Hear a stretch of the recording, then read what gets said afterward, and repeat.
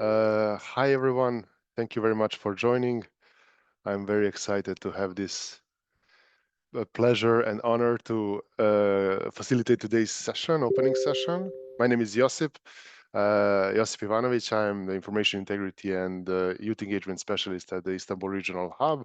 And together with our team, we are very happy to host you today and to kick off with this pioneering effort that we all are kind of invested a lot ourselves in, and we are going through a 90-minute session today, and we will try to go through different interactive sessions, present the structure of the academy, listen to a very inspirational speaker today, but I will guide you through this whole process. But before doing so, I would invite our regional program chief, Tina Stum, to share her opening remarks with us.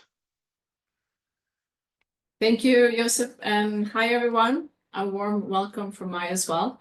If you don't mind, Josip, yeah, if you can kill the, it's great to see people. Thanks so much for putting on your video. If you can put on your video, really cool. I get to go through and see your faces, very nice. And also feel free to post your name and also where you're calling in from in the chat. So I have the pleasure of kind of kicking us off today. I'm also part of the kind of orchestrating and coordinating crew. So I hope to also be part and be a learner with you over the next 6 weeks as well. I'll kick us off today with speaking to two main things. The first one being why are we organizing this program? And do you want to show the sticky? I think someone is showing the sticky board, which is fine if you want to, but I'm just checking if you want to.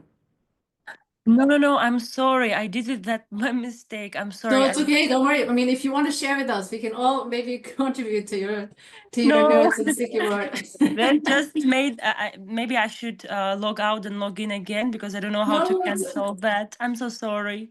No, it's fine. Don't worry about it. Just, oh my God, is that me did that? Okay. Don't worry about it. We were all, so this is going to be an informal space and we will all be in similar shoes. So don't worry about it, Victoria. I'm sorry. Good to see you. All right. Yeah. So so first I wanted to speak a little bit about why are we doing this program? Why have we invited you? And also why is UNDP, so our organization, why are we doing it? And the idea behind this academy, which is the first time we're doing this, came from a simple but a pretty complex question. And that is, how could we at an international organization like UNDP, how do we help prepare young people like you, but maybe also ourselves, considering we also have many more years in our working life? How can we help prepare ourselves for jobs that seems to be changing faster than ever? You might, I think a lot of you have heard of the World Economic Forum, and some of you might have seen this very flagship report that they have, which is called Future of Jobs. They come out every 2 years, and the one this year, in 2025, said that employers are expecting to add another 170 million new jobs to the market, but they're also expecting 90 million or more to be obsolete or not to be relevant anymore. Now, maybe the biggest shift is that report says that potentially up to 40% of what we consider today to be core skills, including perhaps what I do every day here at UNDP, is going to be obsolete or not relevant. 40% in the next 5 to 10 years. That's a little bit scary. And then the question is, why are these changes happening? I think a lot of the answers we have already, and you have them already, a lot of that is due to digital transformation, right? We see also AI and automation are coming up more and more everywhere we look, and it's probably going to accelerate even further. Robots will probably make or do our laundry. They will also be making our cars. They already are to some extent around the world, and they are to some extent also driving our cars, right? So we will see this also up front a lot more. And then we have the green transition, right? Which in simple terms, or maybe not so simple terms, but it means making our economies and our societies a lot less dependent on fossil fuels, because that's heating up our planets. So all of that will lead to bigger changes going ahead. And we already see now that industries are very much evolving, particularly around renewable energy. We will talk also about circular economy models in week 3. More and more example on sustainable agriculture, which we have seen that some of you participants are very keen on, because you put that in your application form. And digital platforms around us, right, that are really redefining what skills are needed. Now, the green and digital transition can create many new jobs, so that's also what we are, looking forward to. But from UN point of view, what is really important for us is that means that in order to do that, to access those jobs, we need to be trained, right? We need to be upskilled and so forth. It needs to be an inclusive transition. And so for us at the UN, we often talk about just transition. And that means that we need to put people at the center, also the planet at the center of these major shifts that we see around us. So there are huge opportunities ahead, but there's also expected to be a massive disruption, or the other way around. Disruption can also then lead to a number of opportunities for us individually and also collectively. So that's why we're here, and that's what we'll be discussing together with you and many, many other speakers over the next 6 weeks. Then why UNDP? Why is UNDP here? I think many of you have heard of the 2030 Agenda for Sustainable Development and its SDGs, so Sustainable Development Goals, so what we like to refer to as the global goals. We had a very unique moment in multilateralism back in 2015, where we had the agreement of the Paris Agreement on climate, and then we also had countries coming together at the UN General Assembly to agree on this 2030 agenda. So all countries have signed up for this, and we have 5 more years to achieve them. Now, while some targets are very much on track, but others are not. Some are even reversing, including on gender equality. The SDG that we are kind of specifically, let's say, targeting here is SDG 8 on decent work and economic growth.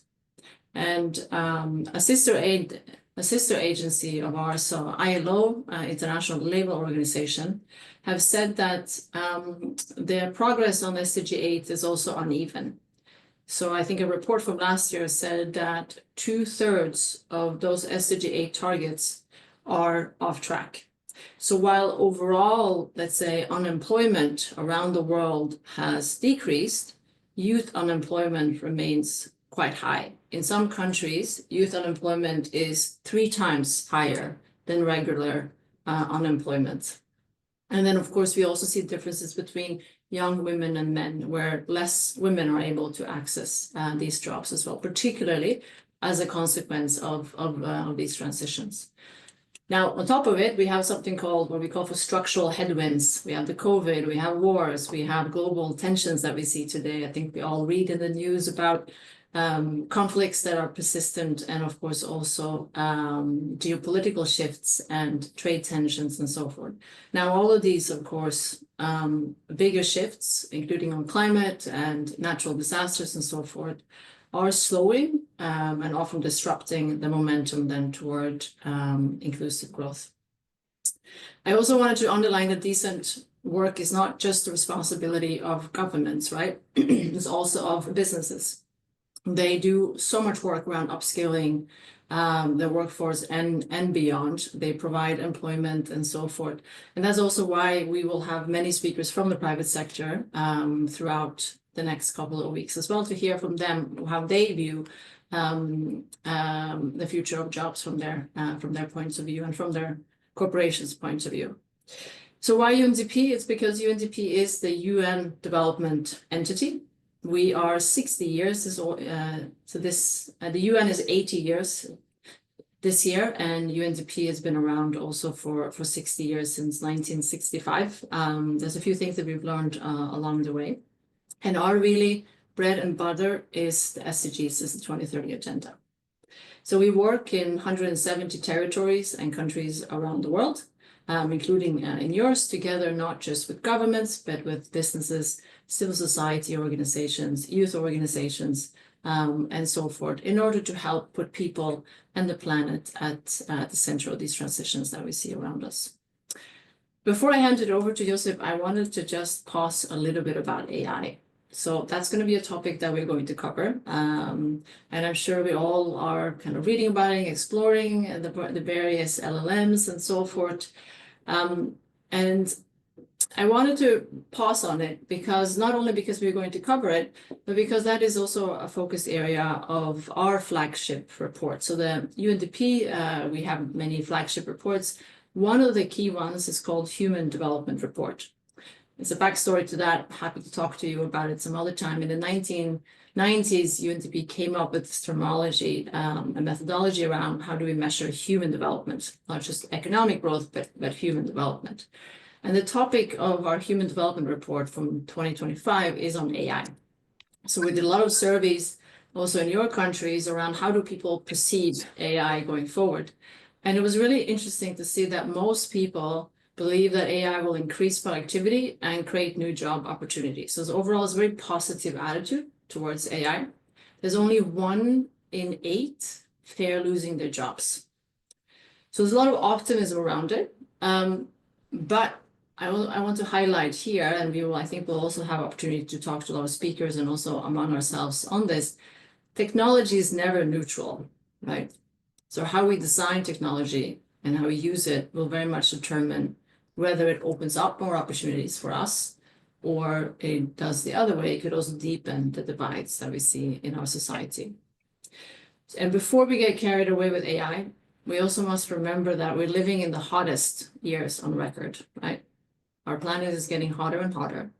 And arguably, with more and more AI and digitalization, it will make the world even hotter, right? Because if we keep on using fossil fuels to power these massive server farms and chip making and so forth.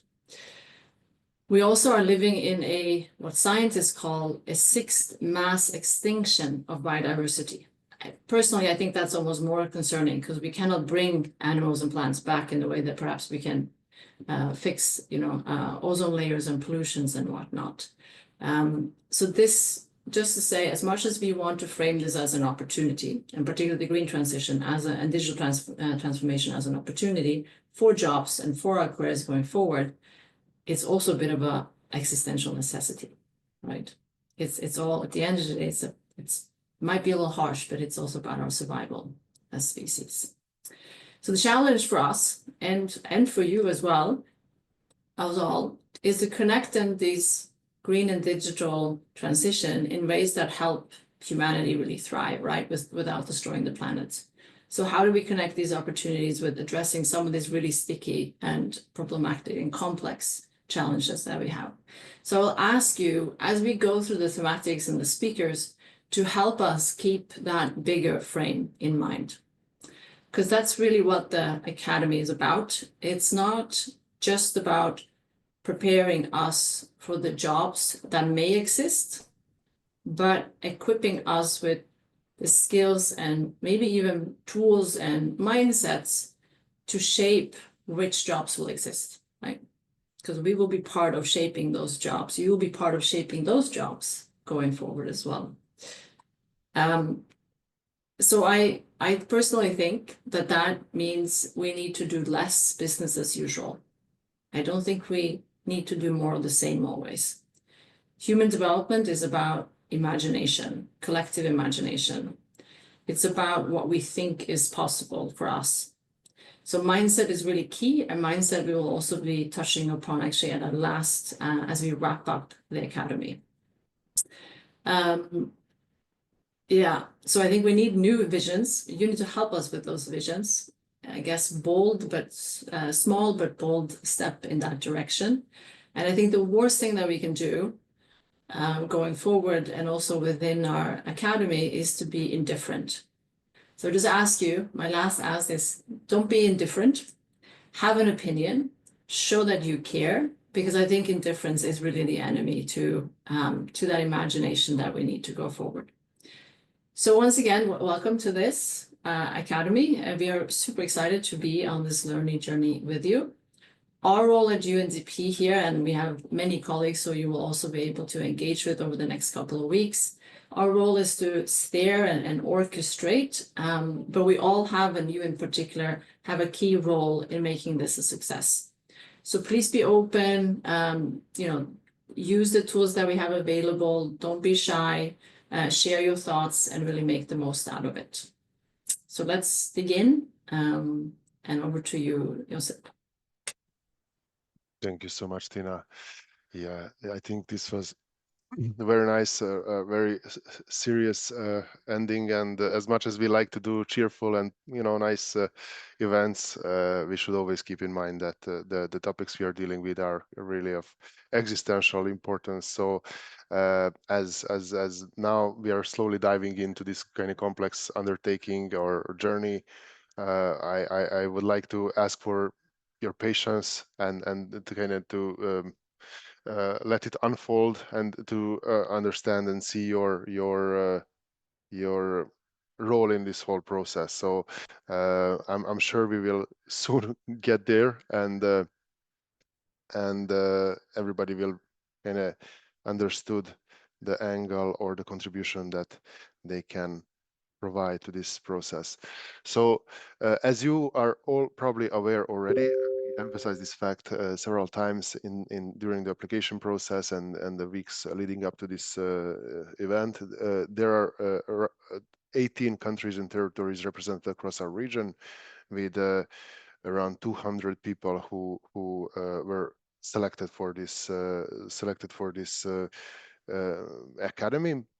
And the objectives of this academy, even though spelled out and elaborated very well by Tina, I will try to kind of wrap up or to make it in a little bit more kind of condensed form. But the academy basically has 5 goals. These are to inspire the inspire participant with new opportunities, equip you with future fit skills, bridge the skills gap through access and mentorship, connect you with peers and private sector partners, and ultimately to empower you to turn learning into real world action. So this all will be a kind of collective learning exercise, but will be very much intertwined with action taking and trying to establish coalitions and partnerships across our region and across these topics that we are talking about. Here are some figures on who the participants or who are the interested people to learn about the twin transition and the future of jobs. And as mentioned, we had over 2,300 applicants, around 200 people selected. The average age year of the selected participants is a little below 24 years of age. Then we have an overwhelming majority of students. A considerable part of them are engineers or with IT background. We have entrepreneurs and representatives of civil society and people who deal with policy work. But to make this a little bit more interactive, we would like to invite you to a short Mentimeter exercise, which will be guided by Aishan. So I'm handing over the screen to Aishan. Thank you, Josip. I will be sharing my screen. We would like to hear from you as well to get to know you better. And please, if you can screen the QR code, or you also have the information on how to log into Menti. You have the code on the top of the screen, and also my colleague will be sharing in the chat. So I will be waiting for a couple of minutes for you to join the Mentimeter. I see a lot of likes now. This is great, a lot of reactions, and would like to hear from you. So just 1 minute for you to join.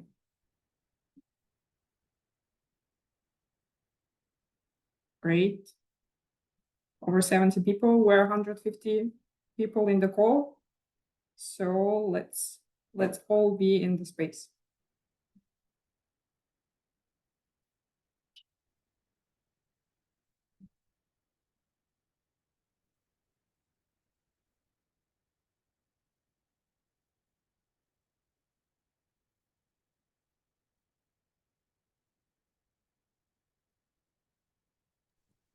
And if anyone has any trouble, just put it in the chat. But I think we have 100 now, so that's good. Yes, we have 100 now. I think we're good to go. So let me start with the first question. It's about your motivation and what brings you here today and what excites you the most about this academy. So go ahead and share your thoughts with us. This is your comfort zone. We are eager to hear from you. Networking. Learning new things. UNDP. Great to hear. Connecting with my peers, learning about green digital transition, to gain new skills, insights from experts, growing professionally, chilling. This is a good objective too. The future and vision, new skills, excitement about my future career, increasing my job opportunities, knowledge in AI, communication, starting a new chapter, very inspiring for us.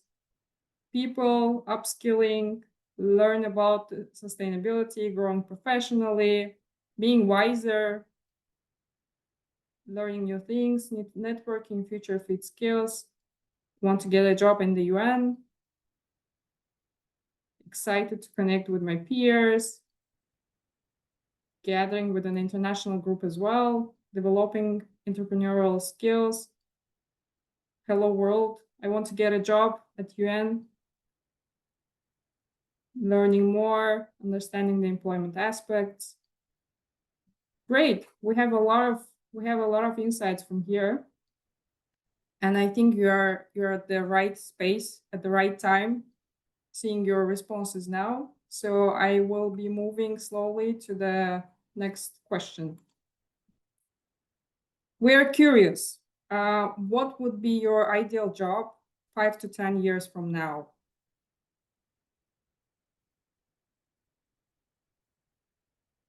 Creative problem solver, consulting, business owner, green tech founder, project management, cybersecurity AI lawyer, fighting climate change, software engineering, human rights activist. Wow, this is a very diverse group of people. Freelance programmer, sustainability manager,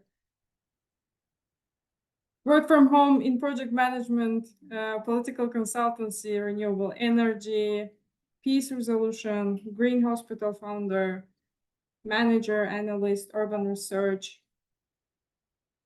Okay, let me see. Digital ambassador, content engineering, learning engineering, film producer, doctor. This is very inspiring. University professor. Okay. Wow. This is such a nice group of people here. AI engineer, ambassador. Great. Thank you for sharing this. And I will move to the last question, which is, if there's one skill or tool or mindset that you would like to get from this academy, which is extra helpful, what could it be?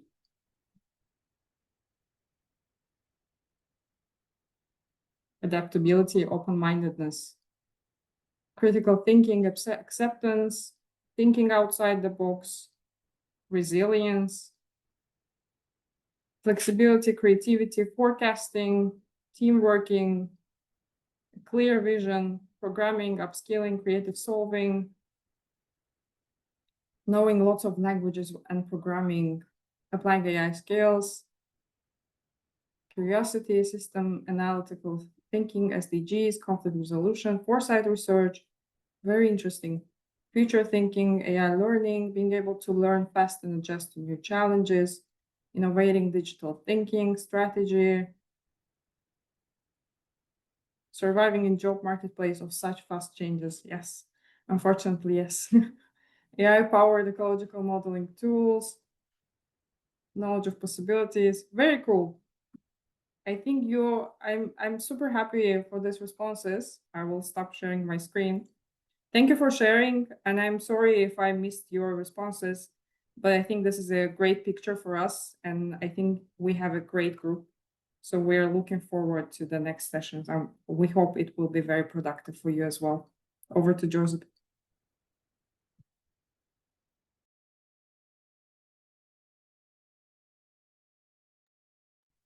Josip, you. Thank you very much, Shani. Yeah, it took me a while to unmute myself. Thank you for this. Yeah, this is a fantastic. I didn't expect such a diverse group, even though we all read your applications and were aware that there's a very diverse kind of group of people who applied or were selected for this academy.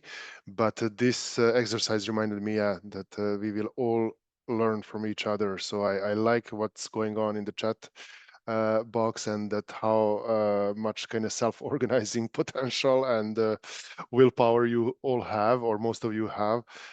So this is fantastic to see, and we are really happy to be, to act as a convener or as a platform for your ideas and your energy and ambitions.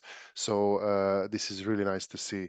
Now I will need to kind of speed up a little bit because we are lagging behind, and we have a very inspirational speaker waiting to deliver her speech. But before that, I will just go through very briefly the structure of the academy. You were probably already aware of most of these things, but let us try to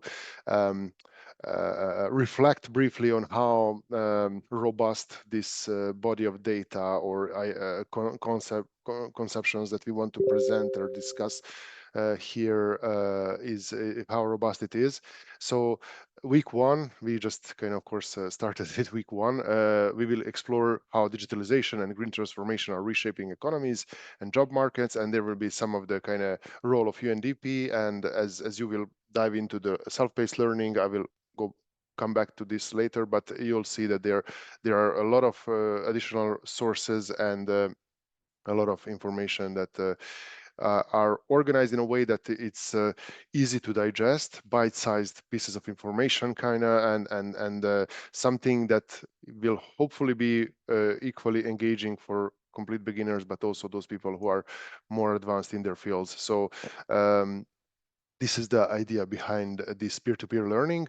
Then week two will be about digital transformation and AI. We will try to show how AI can process climate and energy data to improve decision making and drive sustainability. Then week three will be about green transition and circular economy. We will talk about emerging industries, regenerative models, green jobs.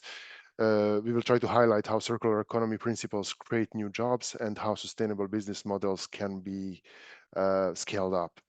Then on week four, we will talk about environmental intelligence, data and technology for resilience and sustainability. You will have the opportunity to learn about how data-driven tools can help communities adapt to climate risks and how they can design smarter policies when it comes to climate adaptation and mitigation. Then week five, this will be something really interesting and probably new to most of us.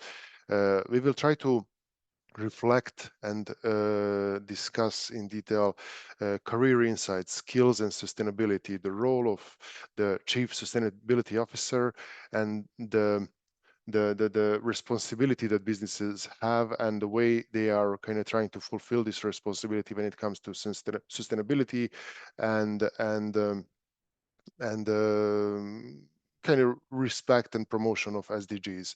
And last week, the concluding week will be about the mindset of the future for the future of work, where we will try to talk about adaptive thinking, systems thinking. We'll have high-level speakers who will close the event, but we'll also try to keep it somehow about the substance of this. So we will try to reflect and try to hint some of the pathways that we could take if we want to maintain this collaboration. Then here we now arrive to the moment where we would like to also reflect on our work behind this and to introduce the people who made this academy possible. So not everybody is present from this group today, because some of them couldn't join, but we all kind of invested a lot of brainstorming, thinking, planning, discussions into this, and we are very happy to be part of this. So our team is composed of Tina, Aishan, Kubra, Tiffany, myself, Andy, Andreas, Aidana, Dilshod, and Amira. And we are a very diverse group of people coming from different thematic teams of the regional hub. And I think we gave our best to reflect our expertise and make sure that our experience and considerations are integrated into this whole learning experience.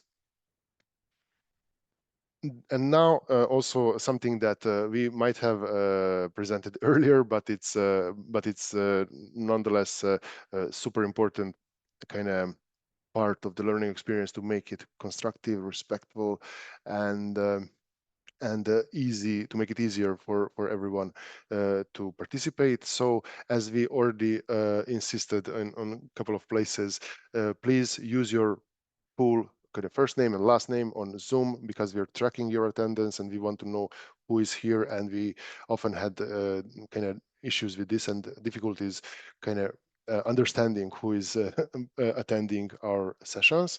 Then please make sure that your microphone is muted, unless you're speaking, of course, to avoid noises. We intentionally picked this modality of this virtual room, so everybody has the liberty, as you could see in the beginning of this session, to intervene, to say whatever they want to say, and even to draw some nice drawings. So please be mindful of this. Then keeping your camera on. I know you're probably, some of you will be kind of commuting home from work or whatever, will be busy with other things, so it will be challenging, but it's really very important for us to have your cameras on, because it makes the job of the presenter or our kind of guest speakers much easier. And it's really kind of, we want to make the best out of this online learning experience, which has its challenges, but if we all kind of try to make it nicer, then I think we can do a really good job here. Internet connection, obviously not all of us will have the kind of luxury to have a very stable connection, but if you can, please make sure to connect from a spot which is relatively stable and which allows you also to keep your camera on.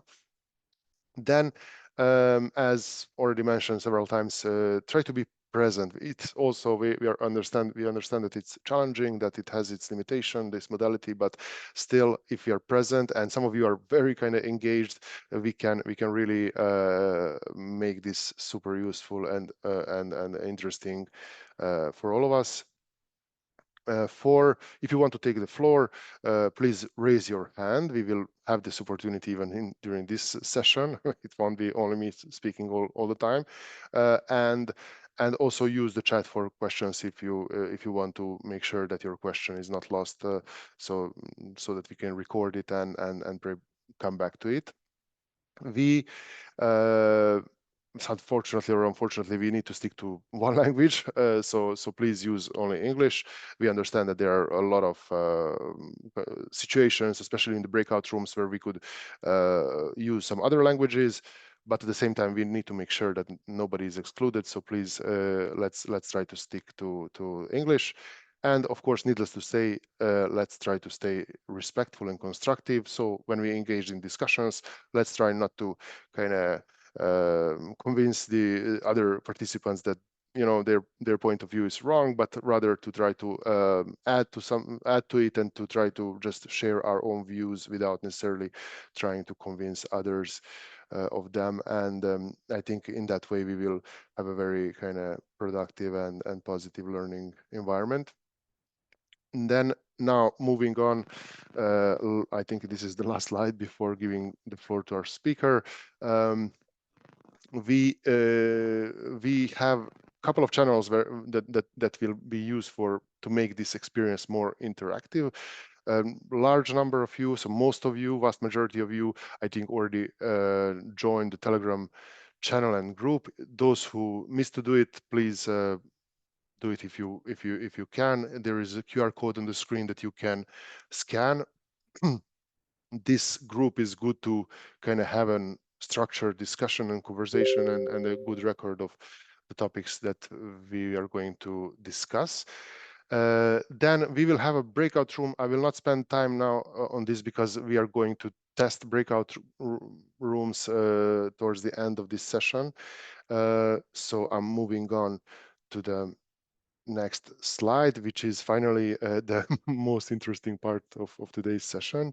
We are going to welcome our guest speaker, Dr. Gog Soon Joo, who is a fellow at the Center for Skills First Practices at Singapore University of Social Sciences.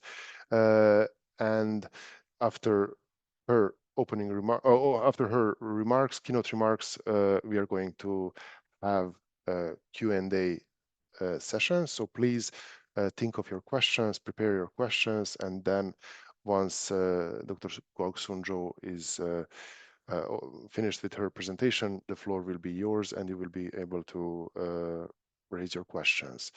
So that's all from me for now. I'm handing over the screen to Soon Joo.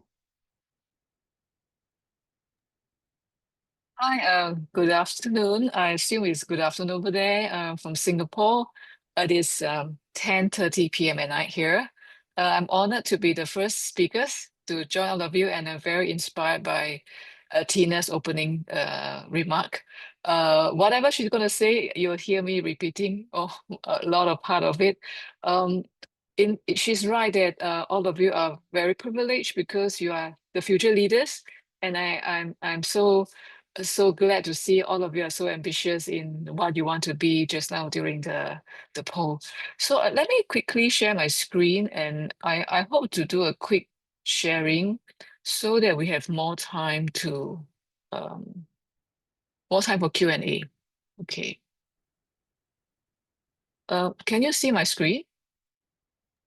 Yes. Everybody can see? Okay, great. Yeah, so let me go into it very quickly.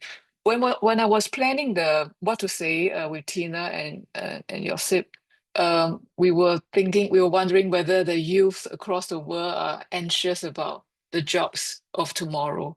And I was sharing that it's the same in Singapore. The youth are equally anxious because the entry jobs are reducing. They take a longer time to get into work, and they may get into jobs that not they wish for when they finish university.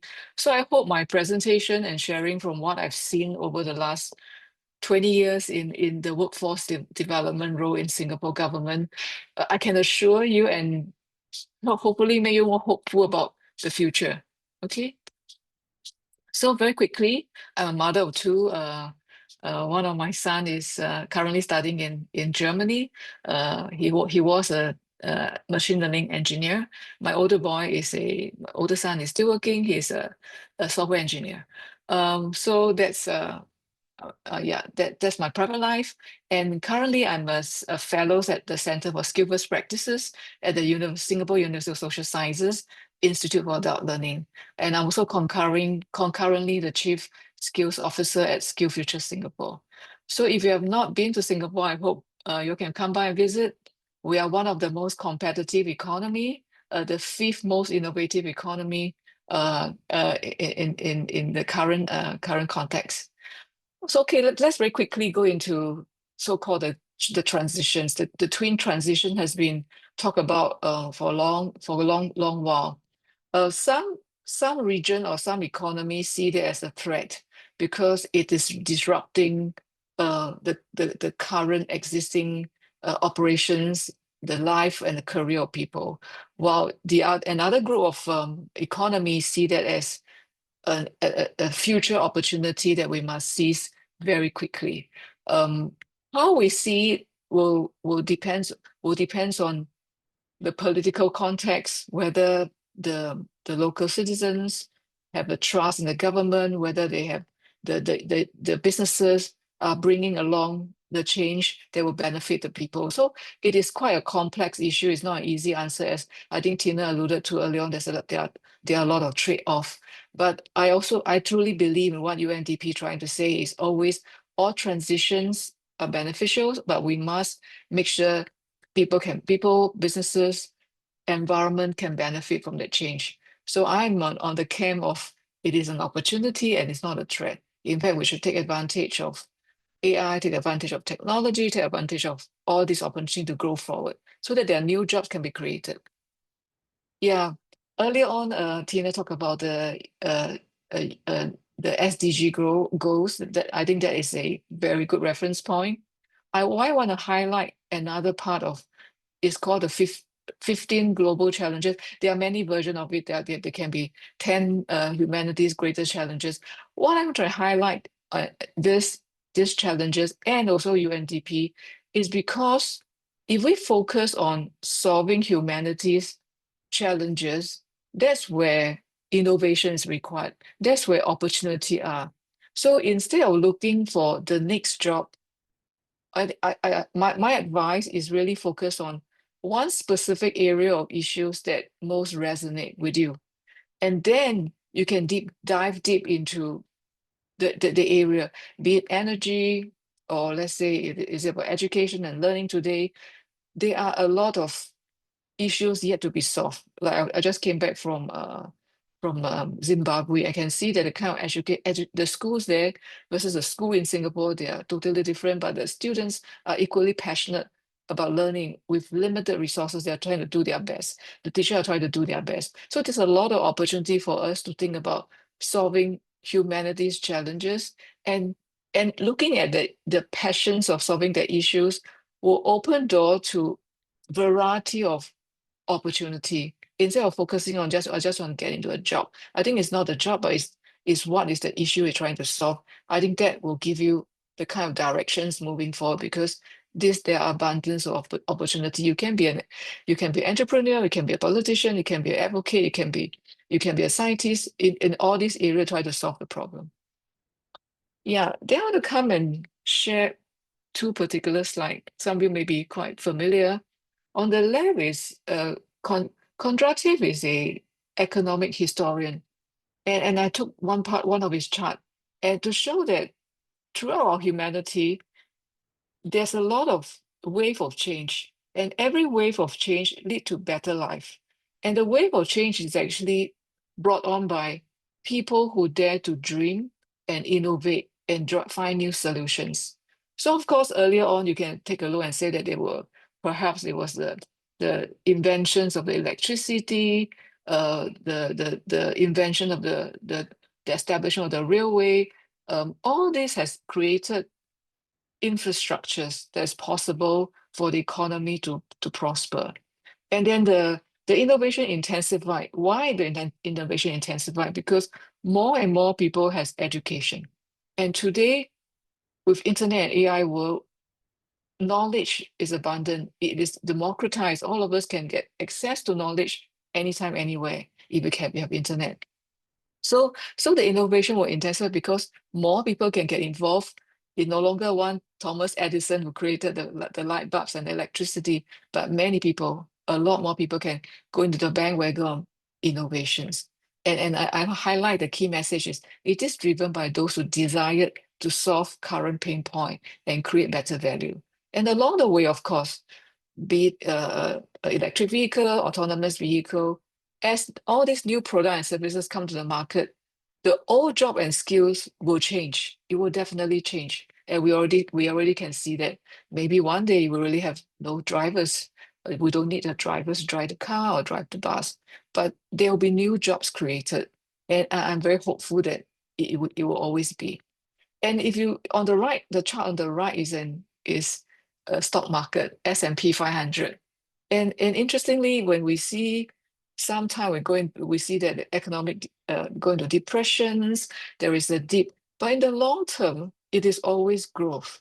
And here's not talking about asking you to go into stock in equity investment. I'm trying to share with you the kind of economic perspective of how innovation is propelling growth for everybody. So instead of looking at issues as limited resources, actually innovation will change the perspective and concept to be abundance. There's abundance of opportunity out there for us to think about how to solve the humanity's grand challenges. Then the next message I thought all of you should be mindful of is your generation and the future generation will live to 100 years easily. Today, the advancement in medical technologies, we can edit our gene. We can, if you have high cholesterol, you can edit off the gene so that you will not have the symptom. We can already easy to change our kneecap if we age, but there's a lot more technology able to cure diseases and people are live longer. And what does it mean when we can live to 100, 110, 120 as compared to, let's say, my grandparents, my parents' time, because the lifespan are shorter. But if we can live to more than 100, then from school to work to retirement is no longer a big bump. Like, okay, I study very hard in school, then I work very hard, and then I start retired.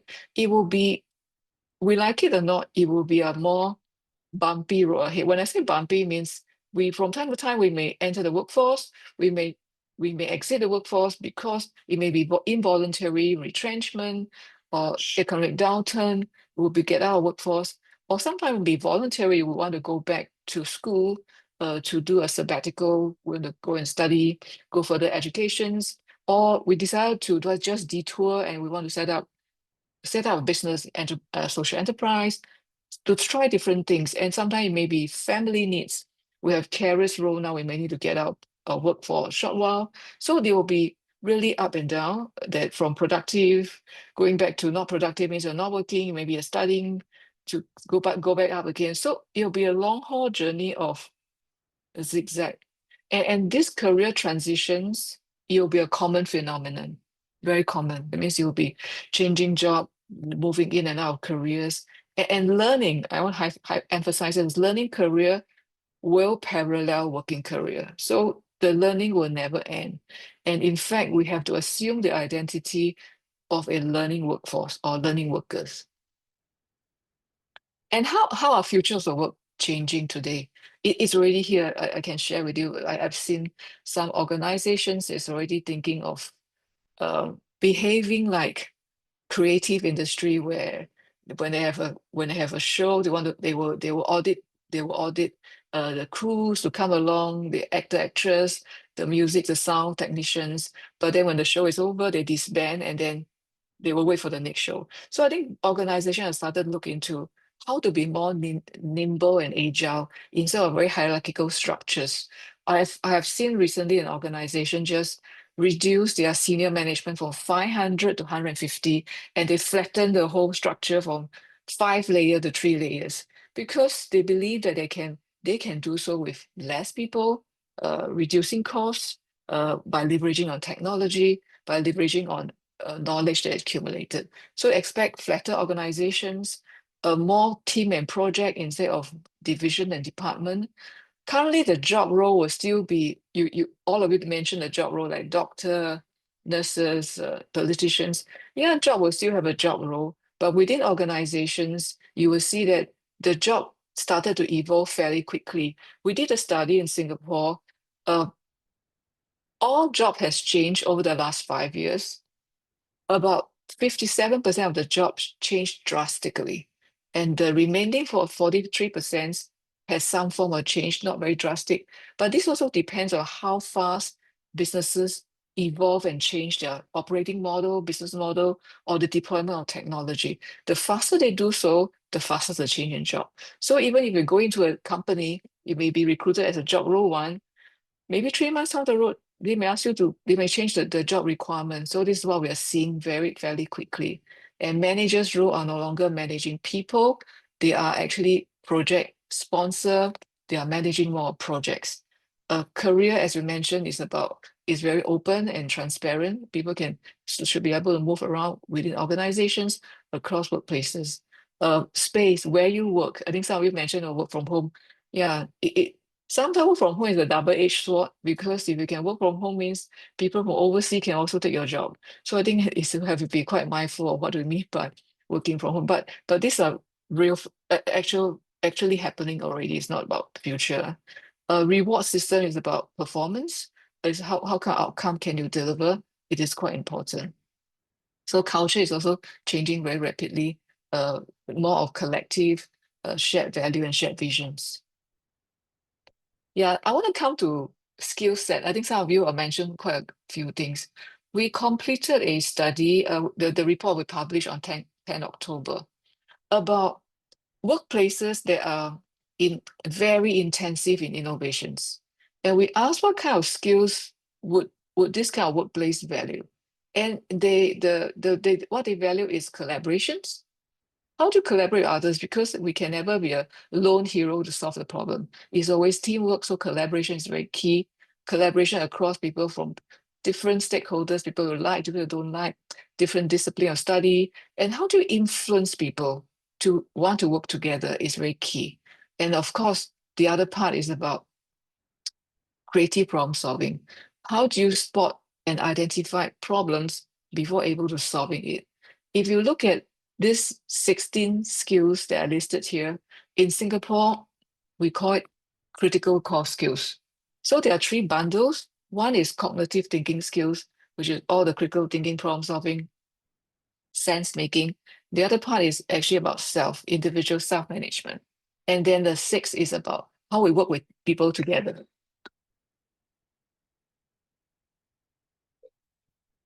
So I hope we can remember all these soft skills, because when technology and AI become more and more capable, it is this set of human skills that keep our competitive advantage and able to manage and deploy technology. So very quickly, I want to go through very quick, is how in Singapore we help individual enterprises to stay competitive. So in Singapore, we have a SkillsFuture movement started in 2015. We adopt an ecosystem approach to enable skills development and career mobility for our citizens. And we work very closely with enterprises to see how to recognize skills, how to create career mobility, career development pathway for its employees, and also working very closely with university, polytechnics, ITE, and private training institutions to make sure that we have very high quality, real-time, responsive kind of courses ready for upskilling. We really invest in a lot on our people. Educations are free from the age of 6 to 19. University, that post-secondary institutions are highly subsidized at depends at least 60% of the education fee. And then when they go to the workforce, we continue to invest in them to continue to upskill. So course fee subsidies, we provide course fee subsidies from up to 70% or 90%, depends on their age. If you are 40 and above, then you enjoy 90% course fee subsidy. If you are below 40, then 70% course fee subsidies. And also interestingly, in 2015, we started to roll out a SkillsFuture credit system. So every citizen once you reach 25-year-old, you receive $500 credit, opening credit that you can use it to pay for the non-subsidized portions of the course fee. And when the citizens reach 40, they receive another batch of credit, which is $4,000 credits that top up, allow them to do a serious investment in their career transition pivot program. And when an adult in the workforce go for reskilling, upskilling, they have a choice to apply for a training allowance if they need to leave their job for long-term training, capped at 3,000 Sing dollars a month, up to a maximum of 36 months throughout the life. Yeah, so these are some of the financial support that we try to defray the out-of-pocket expenses to make reskilling and upskilling accessible. These are some of the programs that we do for individuals from helping them to know what are the job and skills needed in the economy, to what kind of skills is most highly in demand, to the kind of serious career transition program where people want to go from one, let's say from a music teacher want to become a data scientist or data analyst, you can always go for a career transition program.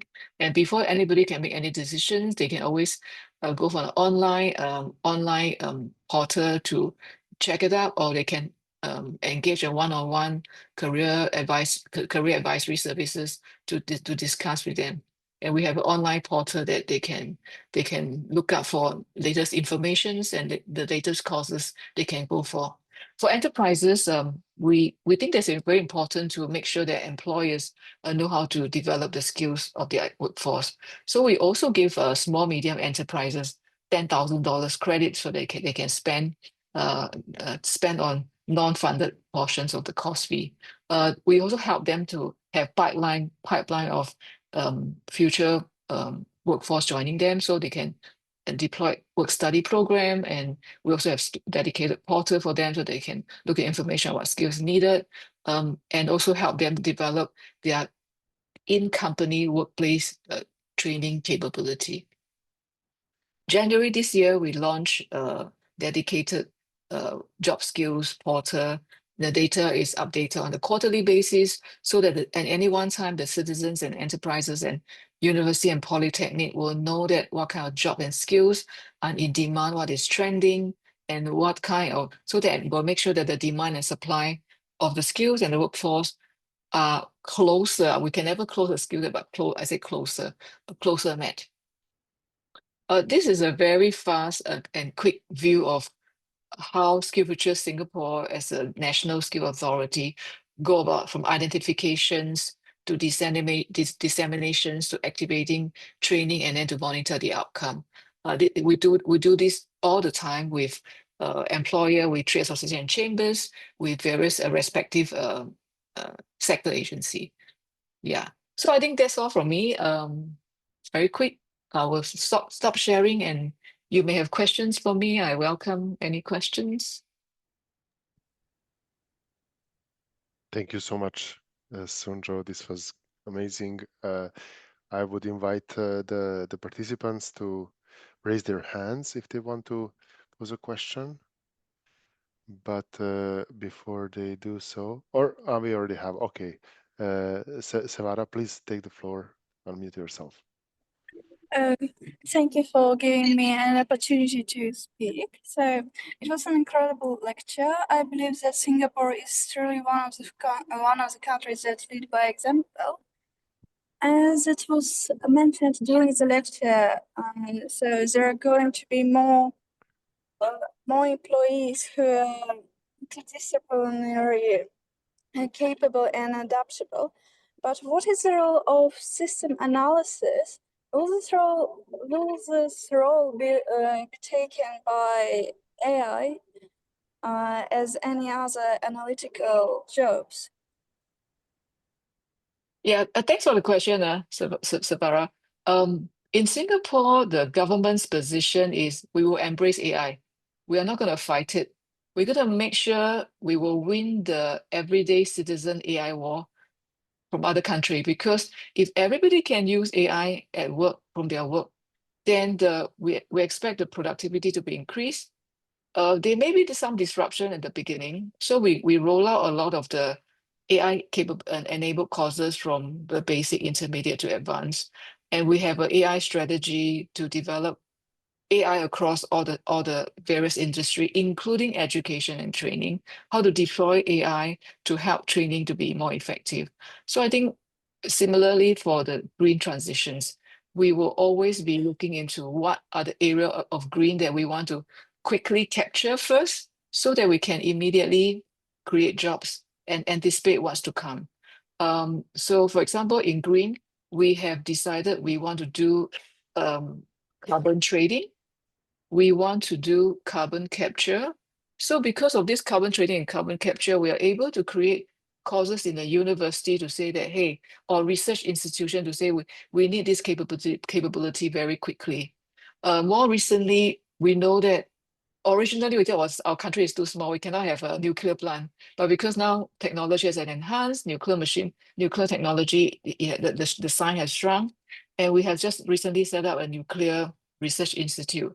Because in due course, I believe we will have we will have a nuclear power plant in Singapore. So it's always about not fearing what's to come, but if you embrace it and you manage the risk and you bring people along and you create jobs. Job creation is fundamentally important, because a lot of time the angst in a lot of countries, the youth are so unhappy is because upon graduation they can't find jobs. So the anticipations of we want this industrial policy to settle into Singapore, it required that the leadership to be brave enough to say, yes, we're going to do it, and we're going to do it fast. What kind of partner do we want to bring in? And then we can build the next generation of people. So be it AI or be it green, we just embrace it. So from our perspective, these are all great future opportunity we have to seize. I think I saw many hands. Yeah. Yes. Thank you for Ak Mohammed, please take the floor. Hello, everyone. I'm sorry. I hope you can hear me, right? Yes, we can. Yes, we can. Dr. Soon, thank you very much for your very informative insights. You had begun your presentation with talking about the crises, and I read somewhere that some types of the crises repeat in a related time period. For example, the political crises, big political geopolitical crises repeat every 10 years, and minor economic crises can repeat every 7-8 years, and bigger economic crises can repeat every 40 years. I just wanted to know your opinion about this, because if we take, for example, the geopolitical crises and take a calendar to our hands, we can see that some of the crises, for example, Ukraine or Gaza, they happened in they began in 22, 23, and we take back 10 years. We can see that the Arab Spring happening, and again 10 years. Yes, I just wanted to know that. First question of mine is, if they are in the job market, this type of waves, periodicity in the job market, ups and downs. And my second question is, you said that after each crisis we can see a very good economic development, and I just wanted to know your opinion about the second half of this decade. What are your prognosis? Yes. What are your Actually, assumptions? I cannot predict. I can't predict but you see, on hindsight, you can always see pattern. You understand what I'm trying? On hindsight, when you look back, you can always see a pattern. That's what an economic historian is trying to tell us. But you are right that some of the patterns are cyclical. Like financial crisis tend to be cyclical. Through my working life, I can share with you, when I first graduated from university, it was a major depression. So all of us, my batch, we were very worried about, can we even get a job? I still recall that my classmate and we just print a lot of our CV, going to company to just go and knock on the door and just get somebody to want to read our CV. That was that bad during my first job when I entered the market. It took me a few months to get into the job. Then as I worked few years later, maybe about, I think 8 years into my job, there were another economic downturn. And the first thing I experienced was my boss said, you want to stay in a job, you have to get a pay cut to keep your job. So we said, okay, we'll just stick around, because you just have to pull through. But I would say that so far the recovery is there. There'll always be recovery because I believe humankind, we are capable, we are agile enough to adapt, and we can recover. So I think that is the hope that we have to keep creating and not worry about the kind of disruption we have. But the other winds of change that more recently we encountered, which I'm personally most fearful of, is actually pandemic, because we can't see it happening. When it spread, and then I think all of us been through COVID-19, and the whole lockdown was pretty scary. It was really surreal. And when everything back to normal, suddenly you realize that you have to really treasure and be grateful for what you have. It can be suddenly disappear. So we do have to expect this kind of disruption to come into our life. But I think the bounce back and what to do next is very key. Even during the lockdown, I don't know whether in your country, but in my country, there were people decided that every Tuesday evening we all just take the pots and pan and go and bang at the window because we just want to celebrate that we're all together. This kind of small movement that remind us that we're human, that we can all go through difficulty together. So I don't think we need to predict the future. We can't.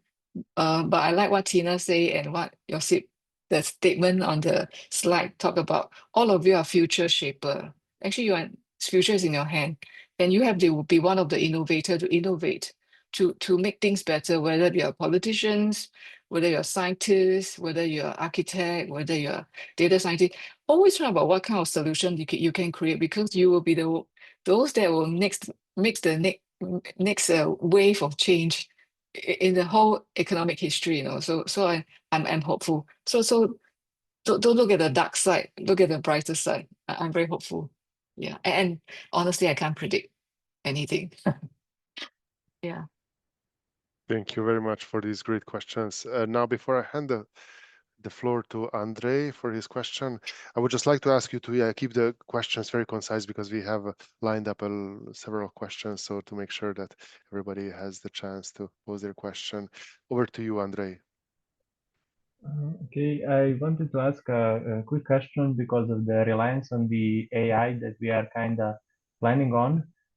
Do we think that the decoupling of economic growth and resource use will happen if we switch our focus to AI?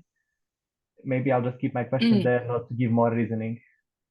Yeah, I don't think it's about either or switching over. Is how much emphasis a country or a region or economic want to focus on the use of AI. Because whether the government want it or not, the businesses is another decision maker. If the business want to use it, it should use it fast. But today, if you look across all the adoptions of AI, I would say that the mass adoptions are still very silo. People are using it for fun, using it to edit documents, using it to create some graphic, the adoption of AI has not fundamentally changed business model or operating model, because company has not yet understand how to leverage on AI to be impactful. So it's a very small adoptions. For example, you can say I send a drone with a computer visioning to scan my agriculture farm. But so it's only helping you to reduce the manpower dependency. You can do things faster, but does it help you to make better income, better revenue sources for the company? The answer is no. So I think the adoption is still very silo. We are yet to see fundamental changes. It may take a while, just like internet era. It take a while for new business model to appear on internet. That's why today we have internet platform, we have search engine, we have social media. These are because it was built on the infrastructure of internet. So I think similarly, it will take some time, maybe not very long time, 5, 10 years or 15 years. You will see a new model of new business model coming out that is really 100% built on AI. But today, I have not seen that yet. Yeah. So I think there maybe there's a space you want to play in. All of you want to think about how to utilize AI to create a new business model. Yeah, I think that will be something to watch over in the future. Yeah.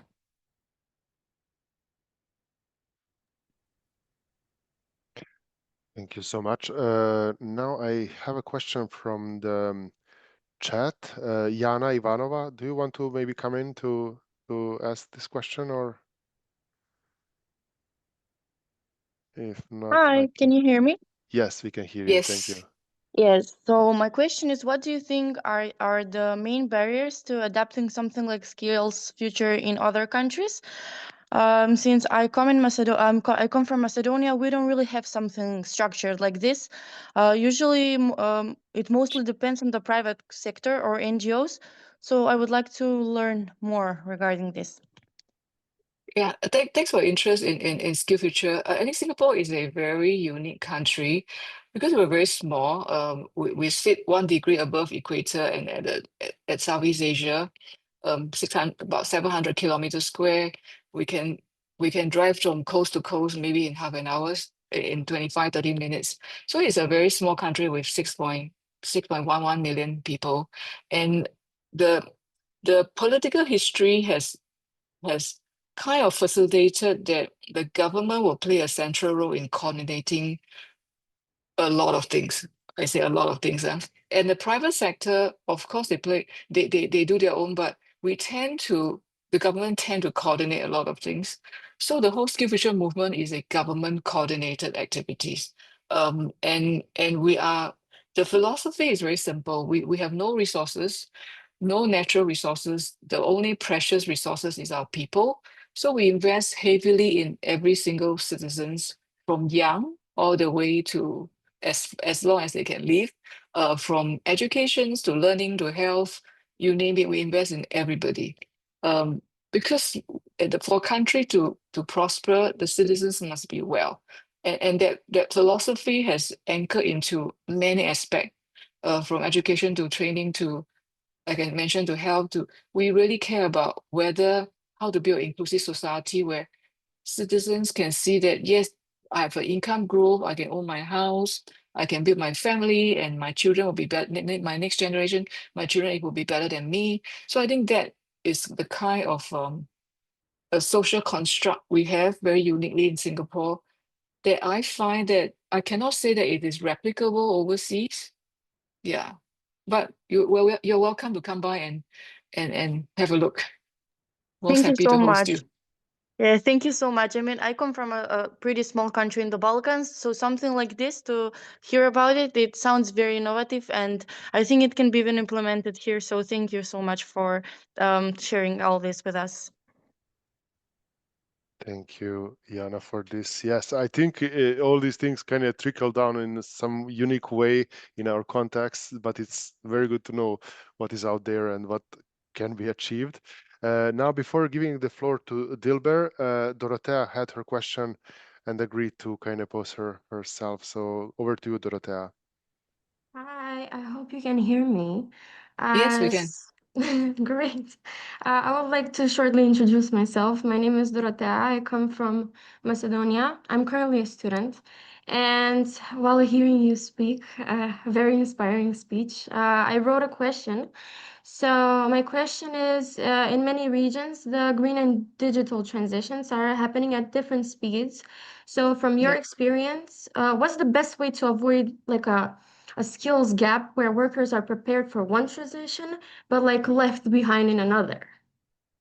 Yeah, this is a very, very good question. And in fact, this is the biggest concern the politicians have about skills gap. I think the best way to move forward is when economy, or let's say I just use an example of energy company. If an energy company decided to go from brown energy to green energy, they will always have to ask themselves, how are they going to move from brown to green? And then who are the workforce they need to bring along? Let's say you're from coal. You want to move like coal mining. You want to go into solar panel. Is it trainable, and how will you want to train the people? Do you set up a separate plan? how do you transit people from the old job to the new job so that there is nobody left behind, which is what the just transition talking about. So they require a lot of planning, a lot of coordinations, and a persuasion, because it's not easy to tell people stop being a coal miner. Now you go and install solar panel. It's not so simple because they're getting used to doing something for a long time. So it take a lot of persuasion, it take a lot of involvement and communication to share that you're not going to lose your livelihood, but then now we're going to switch over to the green energy, and this is what it means to you. You have to learn again, and then and bring them along, and what is the journey like to bring them from the brown job to the green job will be something that require heavy investment to tie them over, including like in Singapore, we tie people over with training allowance so that they won't go hungry when they go for career transition. So I think that it requires a lot of planning, a lot of coordinations in order to do well. Yeah, not easy, but it's doable. Thank you very much. Now over to Dilber. I saw his or her, sorry, hand. Please take the floor. You're muted. Can you turn on your mic?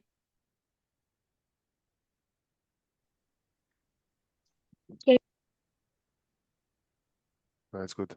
We can hear you. Sorry for the inconvenience. So my question is, can you please quickly summarize what led Singapore to success in like 3 words? What are the key elements? I think number one is trust. The government has to build trust. That's number one. Number two is about the biases of translating policy to implementation very well. So that translation must be very, very effective. Number three is never is a continuous improvement. So one is trust, one is implementation, and one is continuous improvement. You can never be satisfied what you have, because basically in Singapore, the mantra is very simple. We always feel vulnerable all the time. We felt very threatened all the time. And we just keep finding the next best solutions for the citizen, for the country, so that our economy is keep moving, changing.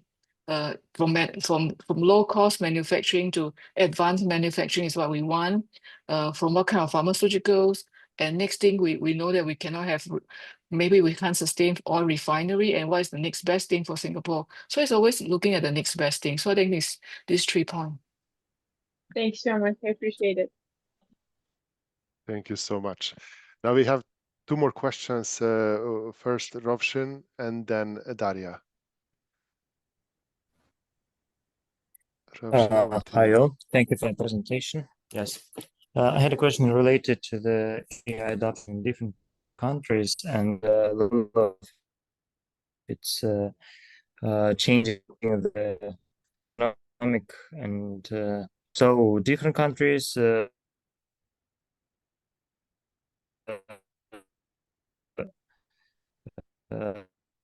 adopt generative AI on a different pace. That how I'm so it sorry, I will cannot hear influence you in the because it's future very the economic choppy. growth of the countries. And Can you repeat the sorry, do you question? hear me now? I can't hear you. Yes, now it's better. I can't I will hear you. try Can to you be. repeat? Yeah. Yes, I will be try to short and precise. Okay, seems for me that creating increasing gap between the wealth of the that as more advanced countries with more advanced technologies will grow even more rapidly, exponentially, but the rest of the countries will catch up very slow and gap will increase. I would like to hear your opinion. Thank you. I would say that a transnational organization like UN, United Nations, UNDP, is precisely trying, including the World Bank, are trying to help to bridge the gap of inequality. by providing grants, providing loans, maybe even capability transfer, including from business side. The businesses are investing overseas into emerging economy. These are ways and means that to help to bridge the gap or to help the emerging economy grow. So I think that some of the actions are already ongoing all the time. Perhaps in your future modules, you should also explore what are the kind of institutional actors and are in interplay now, that including this course, this particular program you're in, I think is a fantastic example of how we are trying to build the future leaders from all the emerging economies. So I think there are mechanisms in place, and it benefits when every country are better, instead of leaving some country behind. So I think there are concerted efforts across the world to do so, from policy perspective to from business perspective. Thank you so much. And unfortunately, the last question for today that we can take will be from Daria. Daria, please take the floor and pose your question. Hello, everyone. Thank you, Dr. Soon. Thank you, colleagues in UNDP, for organizing this. I'm truly excited to hear you, Dr. Soon, speak about Singapore. And I think that we've been gathering a lot of insights from you in the past 30 minutes or so. My question would be more like human-centered, if you allow me. I would say, could you maybe give us a few tips or frameworks or reflective practices that we can use to critically assess whether our current path and our learning and goals and current career trajectory is still aligned with our core purpose and goals, and that's our heart speaks to. Thank you. Yeah, there are some good books you can read. I definitely think that there are some good books you can read.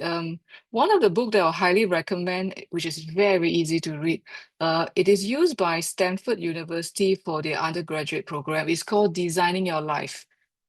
It's a very thin book. It's like a workbook. It will teach you how to constantly, every 3 years, every 5 years, sit down and use the worksheets to reflect on are you happy at this moment? Are you having the fulfillment? And then what are the three possible options you want to take? Do you want to stay as remain as it is, or you want to make that change, or you want to make that very wild change? So I think there are some of these are very easy to use. Design Your Life. It's called Design Your Life, correct? The workbook, I think, is using design thinking to think about your life. I think that kind of constant reviewing of what your needs is throughout your life stages, because when you're young, you're quite different from when you're middle age and when you're older age. So I think that kind of framework concept will be quite helpful, and it's a very easy to use book. Thank you so much. This was amazing. Thank you very much for your fantastic questions. Thank you, Soon Joo, for this very interesting speech. I was busy with following all the kind of questions and conversations in the background, but I could still follow because it was so easy and nicely put. So really, thank you very much for this presentation. I think it resonated very well with most of us here, including the organizers and the participants. So it was thank you. Really, and I welcome all of you to come to Singapore. Thank you. Visit us. Thanks so much. Thank you very much. Bye-bye. Goodbye. And for the rest of us, so we can still stay a couple of minutes. I know that there were some additional questions that we couldn't take, so I'm sorry for this. We will try to kind of save them from the chat. They are all recorded. And to wrap up this session, we had some additional kind of exercises in mind for today, but we are going to move them for Friday. But before concluding the session, I would like to just go through some of the structure of the self-paced learning, which will be hosted on Easy Generator platform. You will get access by the end of this week. So for this module 1, we will kind of let you give you a little bit more time to complete this module. But as you can see, we have prepared five modules or sections of this online course. And each module takes around 30 to 45 minutes.